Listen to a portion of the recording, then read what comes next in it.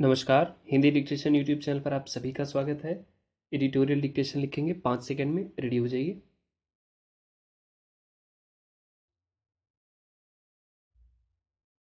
कोई भी व्यक्ति बीमार होने पर चिकित्सक की सलाह से दवा इसलिए लेता है ताकि वह स्वस्थ हो सके, लेकिन अगर दवा लेने के बाद उसका रोग और गंभीर अवस्था में पहुंच जाए या फिर उसकी जान तक चली जाए, तो यह दवाओं के निर्माण से लेकर कारोबार तक पर एक गंभीर सवाल है। पश्चिम अफ्रीका के गाम्बिया में कम से कम 66 बच्चों की जान इसलिए चली गई कि उन्हें खांसी होने पर एक कफ सिरप पिलाया गया था। यह दवा हरियाणा के सोनीपत में स्थित एक कंपनी में बनी थी।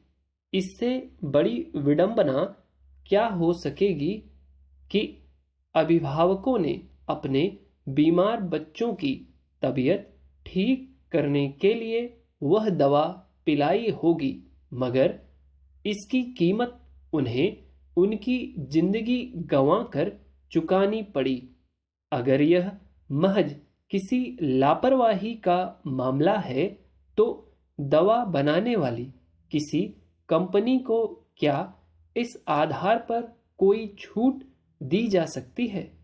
शुरुआती प्रतिक्रिया में विश्व स्वास्थ्य संगठन ने इस मसले पर गंभीर रुख अख्तियार किया और संबंधित खांसी की दवा सहित गाम्बिया में चिन्हित की गई उन दवाओं के इस्तेमाल के खिलाफ चेतावनी जारी की, जिनकी वजह से 66 बच्चों के गुर्दे खराब हो गए और आखिरकार उनकी जान चली गई। इस मसले पर WHO ने अपनी रिपोर्ट में कहा कि खांसी की ये कुछ दवाएं इंसान के लिए जहर की तरह हैं।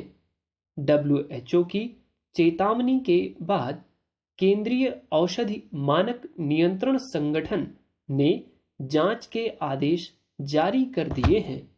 सवाल है कि किसी दवा के निर्माण और निर्यात या फिर देश में ही किसी मरीज के उपयोग से पहले क्या दवाओं की जांच की कोई व्यवस्था नहीं है, ताकि ऐसी त्रासद घटना को होने से रोका जा सके।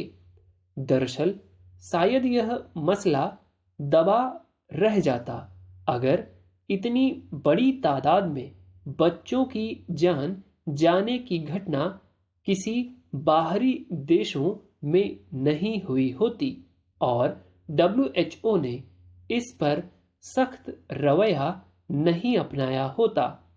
देश या विदेशों में कहां-कहां इस तरह की लापरवाही की वजह से कितने लोग अपनी सेहत पर कैसा दुष्प्रभाव झेलते हैं या फिर बीमारी से छुटकारे की भूख में जान गंवा बैठते हैं, यह ठीक से पता भी नहीं चल पाता। क्या इस घटना को महज दवा के असर से हुई मौतों के तौर पर देखा जाएगा या फिर इसे किसी हत्याकांड की तरह भी बरता जाना चाहिए? आखिर बच्चों के बीमार होने के बाद भरोसे की वजह से ही वह दवा दी गई होगी। इस भरोसे के उलट गुर्दे खराब होने के साथ 66 बच्चों की मौत का जिम्मेदार किसे माना जाना चाहिए?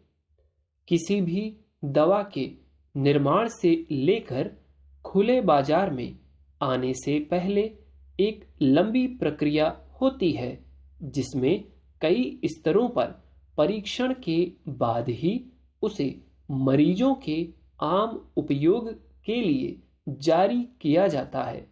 लेकिन हालत यह है कि किस दवा को चिकित्सीय परीक्षण की किस प्रक्रिया से गुजारा गया और उसके क्या परिणाम रहे, इसका ब्यौरा आम लोगों की पहुंच में नहीं होता।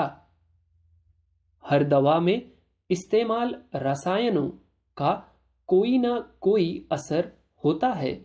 कई बार ऐसा भी हो सकता है कि कोई रसायन बीमारी को ठीक करने के साथ साथ शरीर के किसी अन्य हिस्से को भी गंभीर नुकसान पहुंचा दे या फिर जानलेवा साबित हो। इसलिए जब तक कोई दवा दुष्प्रभाव के लिहाज से 100% सुरक्षित साबित ना हो, तब तक उसके आम इस्तेमाल की इजाजत नहीं दी जानी चाहिए। अगर किसी कंपनी की दवा या टीके से दुष्प्रभाव के मामले सामने आते हैं या फिर किसी की मौत होती है, तो कंपनी सहित उसके उपयोग की सलाह देने वाले चिकित्सक को भी जिम्मेदार माना जाना चाहिए और उनके खिलाफ सख्त कार्रवाई होनी चाहिए। 6 मिनट 11 सेकंड तक डिक्टेशन बोला गया है। डिक्टेशन अच्छा लगा है तो वीडियो को लाइक कर दीजिए, चैनल को सब्सक्राइब कर दीजिए यदि आप पहली बार आए हैं, ताकि फ्यूचर में ऐसी अपडेट्स आपको मिलती रहें। Thank you very much.